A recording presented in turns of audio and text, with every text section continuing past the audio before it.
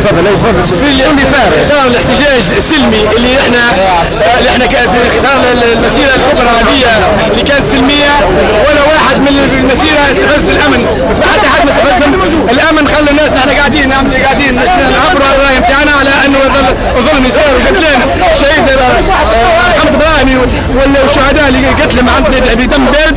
احنا كنا نعبروا على الراي هذا والموقف هذا بكل سلميه، ما استفزنا حتى حد، قاعدين في لحظه احنا واقفين نعبروا بالشعارات وهم انسهلوا علينا. الامن هذا اللي مدخل في العمليه، اللي هو داخل العمليه الاجراميه هذه ومتورط في الجريمه القتل مع المشروع الاخواني هذا اللي هم جماعه الامن. بادرونا بالمسيرات بالكروموجين، هبط راسي حاجه واحده ميكروموجين كبيره كسرت لي راسي، واحنا واقفين احنا مستنزين ضربنا. لا كنا شادين احتياطات، احنا كنا مرتاحين قاعدين. انتم كنتوا اثنين المسيره ولا قاعدين؟ احنا ما نحكي، قاعدين في المسيره، قاعدين نتكلم، قاعدين نحكوا شعاراتنا. يعني انتم هازين الجنازه الجنازه الرمزيه نتاع الشهيد محمد ابراهيم، اعضاء في الشموع وفي هذا اللي صار. احنا نأكد على ان العمليه كانت سلميه لابد حدود، وكانت منظمه.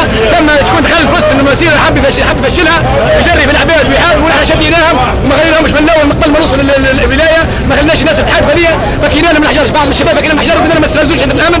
نحن اليوم مساله سلميه، اقعد سلميه، ما تبادلوهمش من واحد، هم اللي بدونا، الامن هو اللي بدلنا. كان مبيت العمليه عمليه اجراميه، كان مبيت اللي ضرب الناس وقتلهم بالغاز هذا نتاع تركيا، نتاع صهيونيه، نتاع حيوانات، مش نتاع انسان، نتاع ادمين.